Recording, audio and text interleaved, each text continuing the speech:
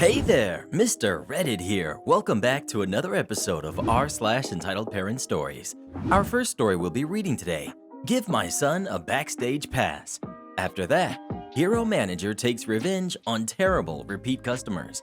And after that, I can't fix a fence I don't own.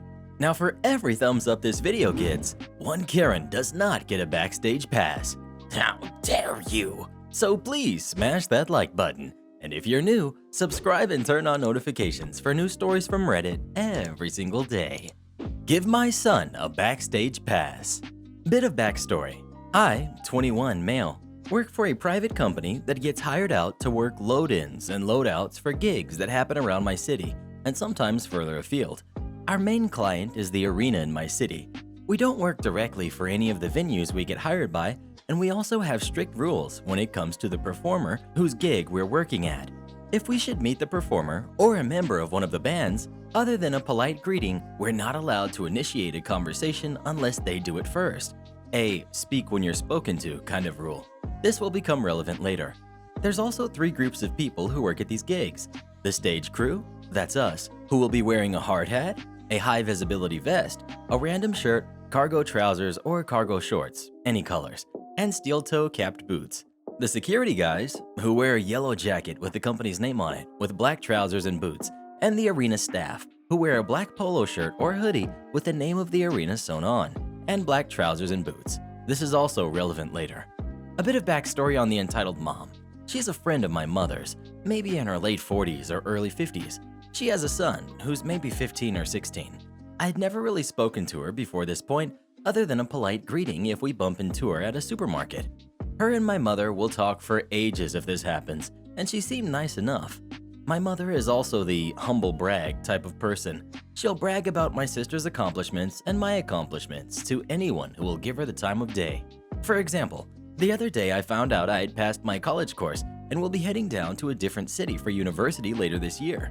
As soon as I told my mother, she was straight on the phone to various friends to tell them. She's far from entitled though.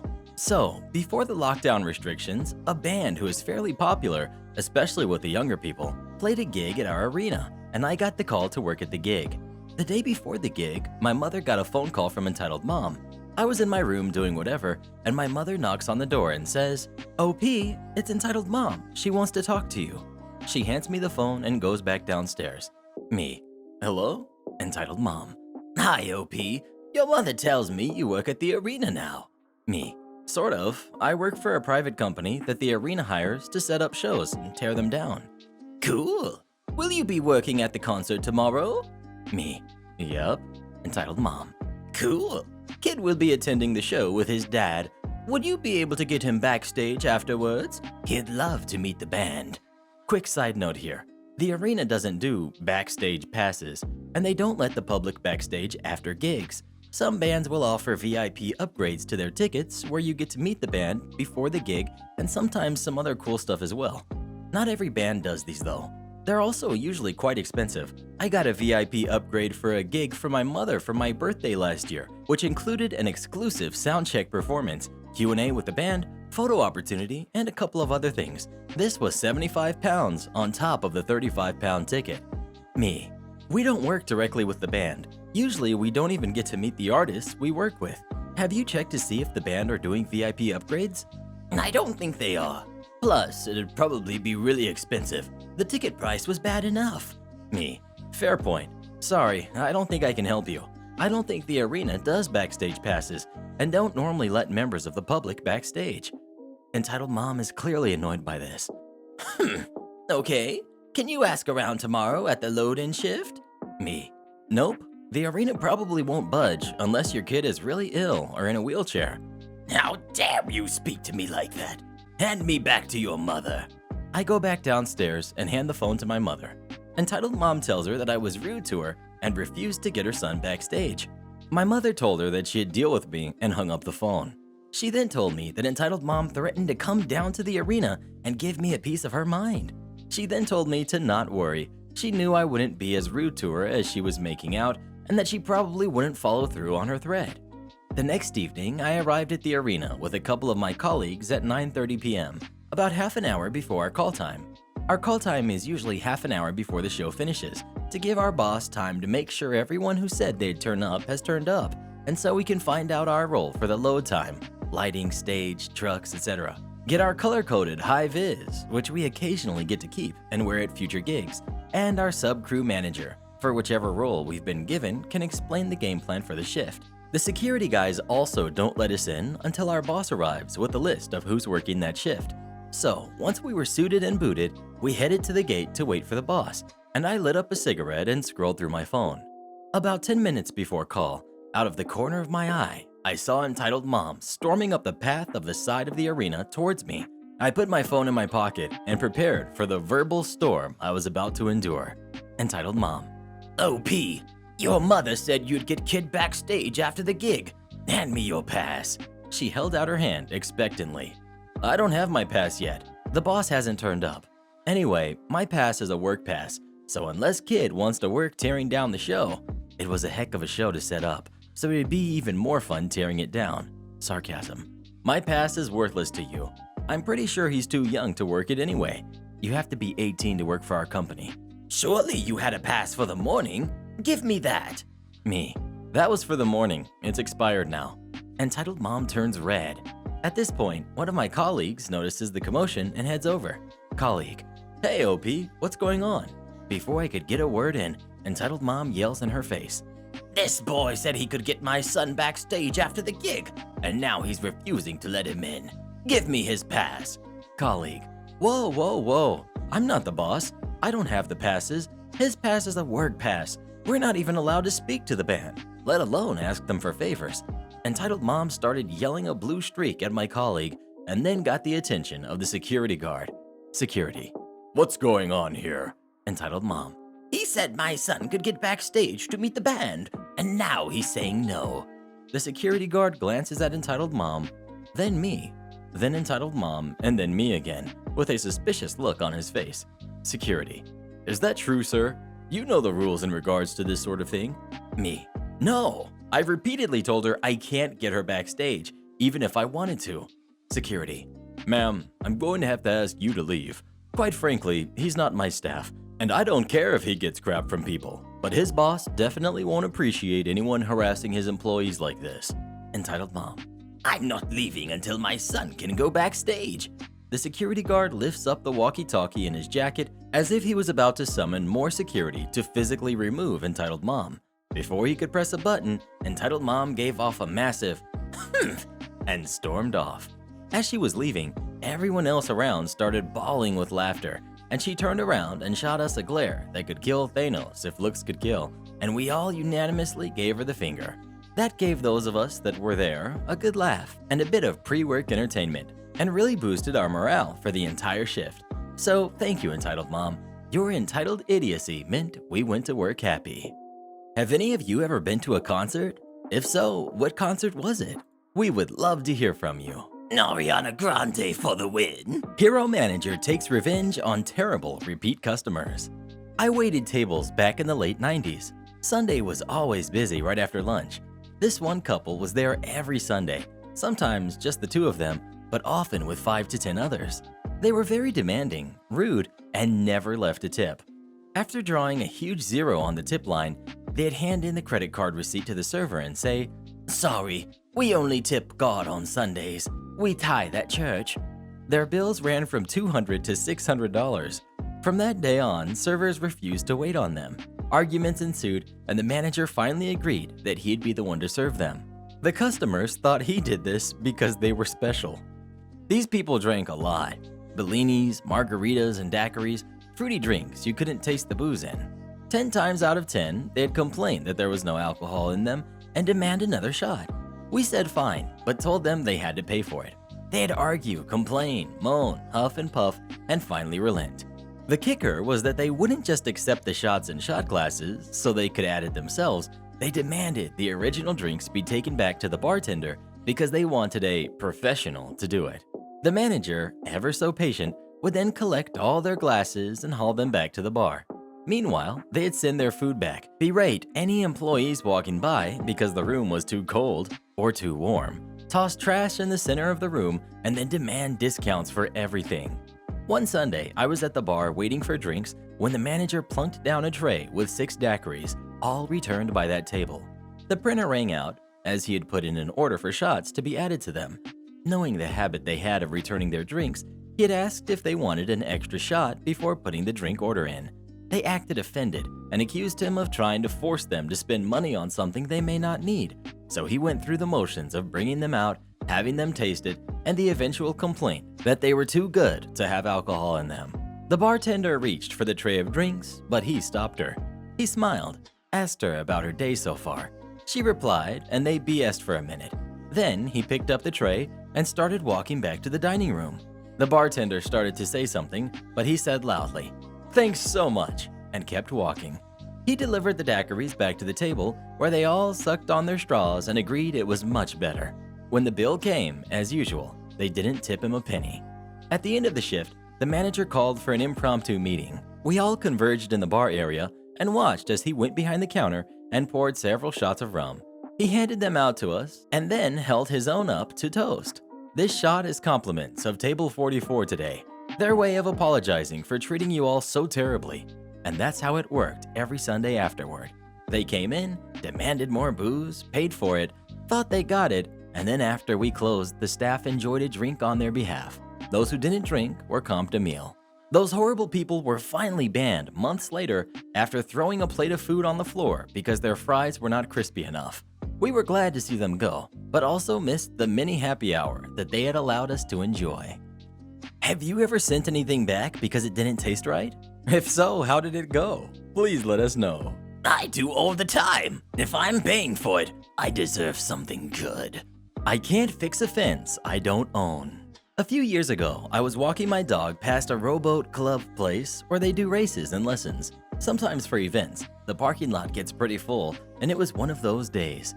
As I walked past the parking lot, an angry gentleman got my attention. Disgruntled rowboat boomer. You really need to fix that fence. It's been like that for 6 months.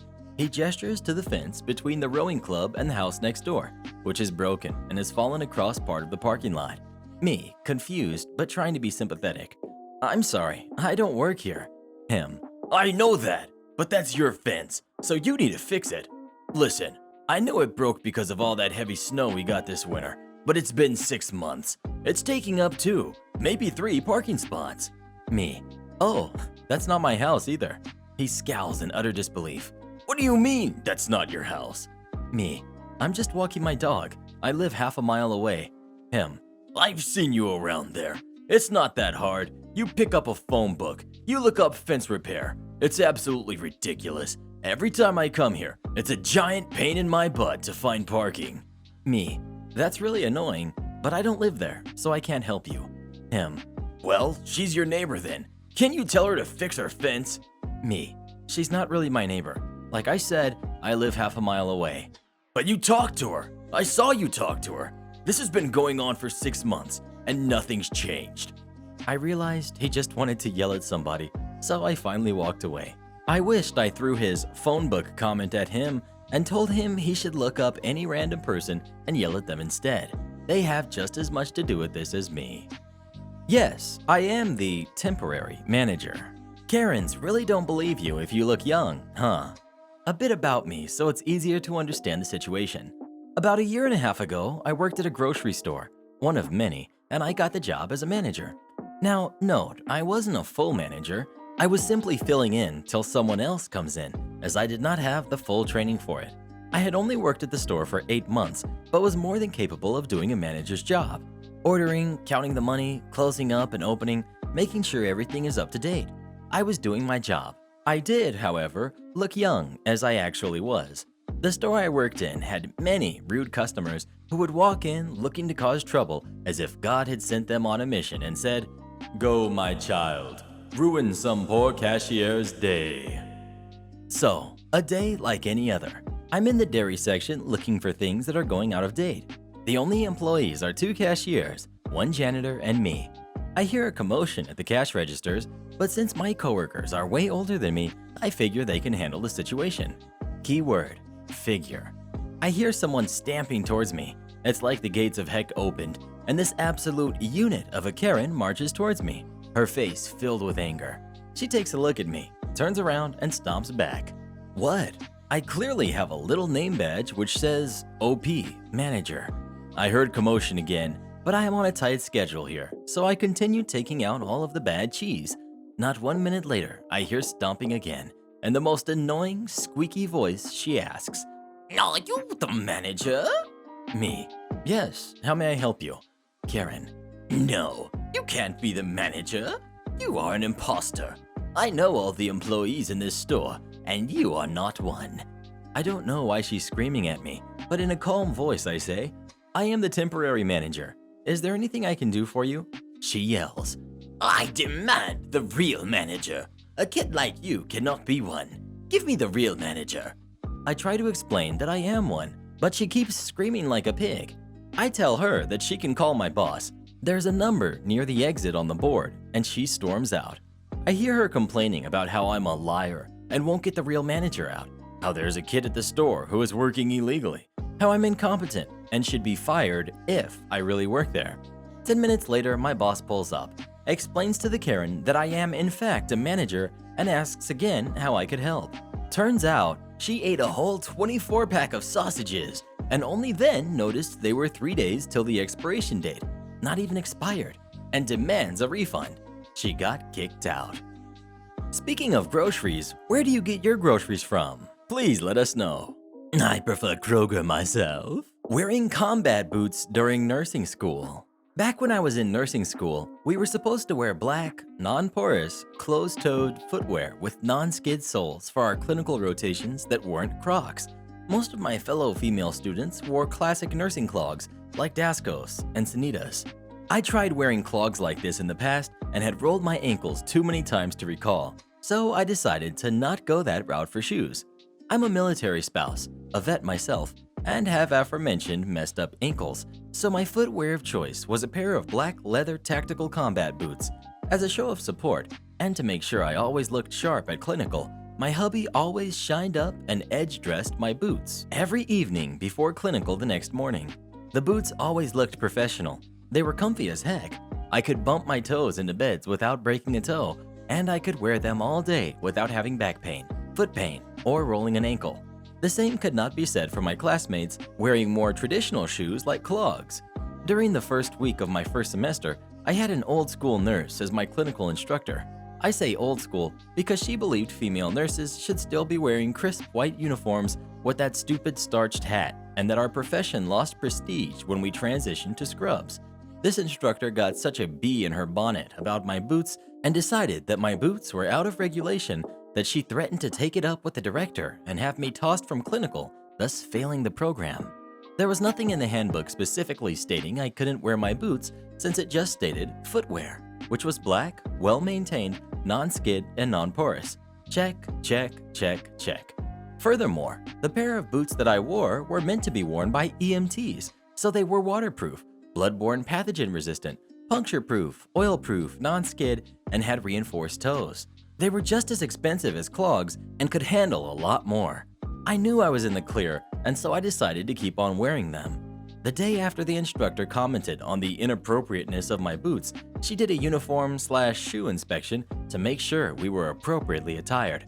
I, of course, was wearing my nicely polished combat boots. She failed me for the day based on my boots, so I politely objected, stating that my boots fell within the definitions of acceptable footwear in the handbook. She literally marched me to the director's office like I was a kid caught stealing cookies and demanded I get tossed out for the boots, failure to follow program rules, and disrespect because I objected to her failing me. The program director, upon further close reading of the program regs, determined that there was nothing that was wrong with the boots. They adhered to the standards set forth by the program, and that they were honestly safer than most of the shoes the other students were wearing because they were waterproof, puncture-proof, non-skid, and had reinforced toes. She rescinded my fail and allowed me back in clinical. After that, I heard not a peep about my boots from any of the faculty the rest of the program. Fast forward to graduation. I had been wearing combat boots since I started and had no intention of stopping, especially since many of the vets that I cared for during clinical always reacted positively to them. Our nursing pinning ceremony, the event where we receive our nursing school pins and are officially recognized as nurses, has an all-white dress code. white uniforms, starched white hats, white closed-toed footwear. The word footwear is key. The dress code did not state shoes specifically, and I knew this. Same jerky old bat nurse sees me in the hall and makes it a point to tell me I'll have to get some real white nursing shoes to wear to pinning since I can't obviously wear my black combat boots because we needed to have white footwear. I politely smiled, nodded, said that I'd have white footwear, and went on my merry way. And then wore the all-white Doc Marten combat boots my infantryman husband bought me as a graduation gift to pinning. The instructor stopped me after the ceremony and complimented me on actually getting nursing shoes, at which point I pulled up the leg of my white scrubs and showed her my boots. The look on her face was priceless. Have any of you ever worn boots? And if so, did you like them? Please let us know. I like those boots with the fur, apple-bottom jeans. The Angry Lady and the Check, the first attempt. At the time this story takes place, I was a young assistant manager of a clothing store in training to take over the store from the existing manager who was moving on to another store that was set to open soon. During my training, it was made clear to me that we could only accept checks, paper checks, that should give you an idea when this took place, that were drawn on a bank located in our state. We were forbidden from accepting starter checks, checks where you had to write in the name and address, as well as checks drawn on banks that were out of state, even if that bank also had branches in our state.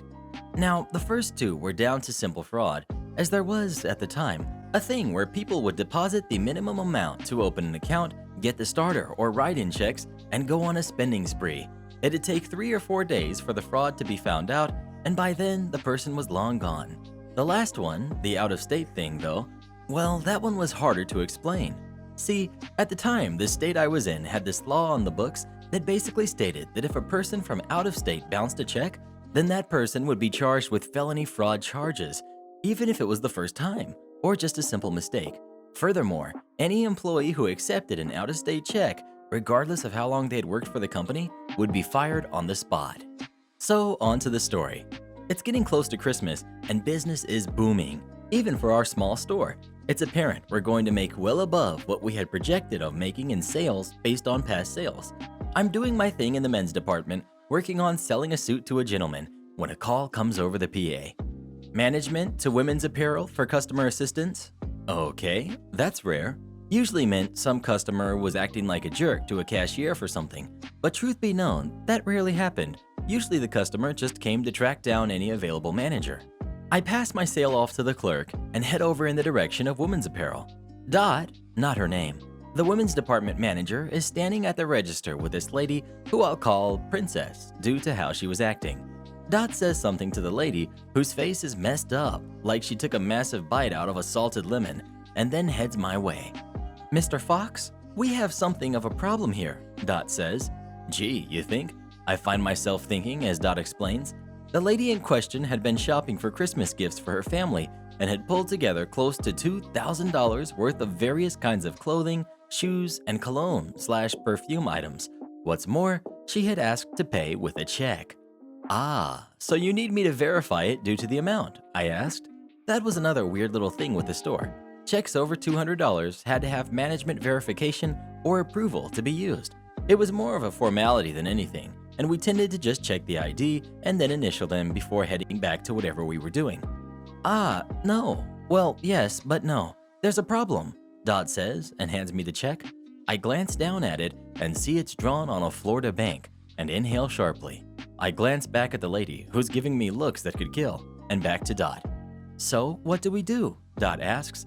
I shrug and tell her that I'll handle things and approach the lady who gives me one look of pure distaste before crossing her arms expectantly. Well, Princess asks and then points. is my money good enough for you? It takes everything in my body not to just say no and walk away. Well, there's a problem with the check, I say, politely as I possibly can. What do you mean there's a problem? Princess practically yells. Well, I hate to say this, but we can't accept this form of payment from you. I start. I don't finish it though, as Princess yells, Why the heck not? She then starts interrupting me every time I try to explain before I get a bit exasperated with her and say, would you please listen to me for a moment? I'm trying to explain the issue to you. It's not just a company policy, this is based on a state law. She looks ready to start in on another rant, and I take that pause as she draws in a breath to quickly explain. State law says that if I accept this and it fails to go through, regardless of if it's just a communication error, your bank's closed the day that they call for payment, or God forbid, it bounces, then a felony warrant for interstate fraud would be taken out on you, and you will be arrested and charged. The penalty for that being a fine of about $50,000 and a minimum of 5 years in state prison. Well, my money's good. She spits at me, figuratively, not literally. Be that as it may, I can't accept this, I say, standing my ground. Well, Wally World does, she retorts. They're able to instantly draw from the bank account. We don't have that system here. It doesn't hurt that they have stores in your home state, and we do not. Do you have any other method of paying? I ask again, through mildly clenched teeth, as she's getting on my nerves at this point. Princess just points at the check. That's it. So either take it, or I'll take my business elsewhere. I'm done with her at this point and turn to Dot. Go ahead and put that all in the back. We'll put it back on the shelves in the morning, I say, and hand her the check back. From the shocked look on her face, it's apparent she didn't expect me to actually stand my ground. Dot proceeds to grab up the items, doing as I instructed, while I hand Princess her check back. She just stands there, looking like a fish out of water for a bit, and then heads outside. I figure she's leaving. I was wrong. Probably 20 minutes pass when in comes a couple police officers. They head over to speak with Dot, who calls management back to her department. As I approach, I see that Princess is there, along with the officers. One of them approaches me and says that Princess had called back to report that I had stolen purchases she had made, taking them and putting them in the back after she had already paid for them. The officers wanted my side of the story, which I gave, within earshot of Princess. She ended up shooting herself in the foot about halfway through the officer talking to me as I was explaining the problem to him by screaming, "Tell him that he has to take my check. I want my purchases." The officer promptly turns on her and asks her to repeat that, and she does, before he says, "I thought you said you had already bought them." She blinks, realizing her mistake, but the damage is done. The cops are simply done with her.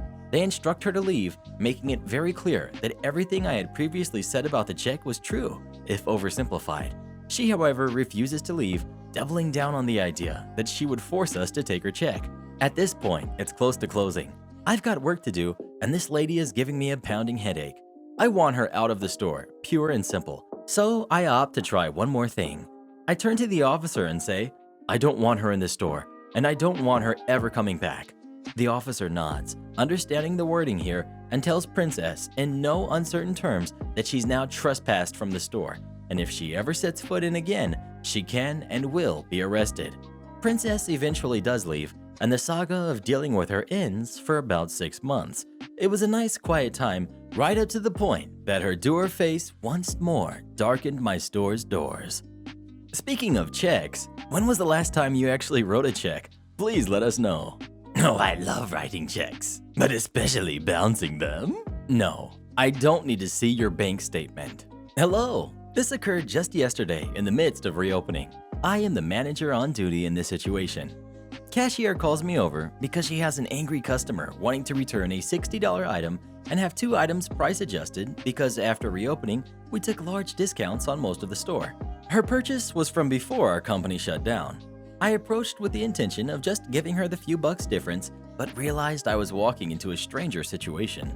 Immediately, lady starts saying a previous manager had accused her of stealing in front of everyone and embarrassed her and said she needed a receipt to take the items back. I know there is no way in heck my sweet peer would have accused anyone. I noticed she has a photo of a receipt on her phone. She had come back in with a photo to try a second time. I felt happy I could resolve the situation and get her out. But no, doesn't end there. The photo only included the part of the receipt that showed a charge from her credit card. No date, transaction info, store location, etc. It was missing all the info I would need to pull up the transactions on my point of sale. Also, our point of sale does not allow a return to a credit card without this info. The software literally doesn't allow it, and there's no way to override. I explained to her that the info I need is missing and asked the lady if she had the bottom of the receipt. She said she doesn't have the receipt anymore, just the picture. How did she suddenly get this picture that she didn't have last time? I let her know I would be happy to give her a store credit for the item to return. She became more and more angry, saying that she had her bank statement and I need to put it back on her account. I apologized and explained that our point of sale won't allow me to do that, and there is no override. She demanded I call someone. I let her know that there is no one who can override it.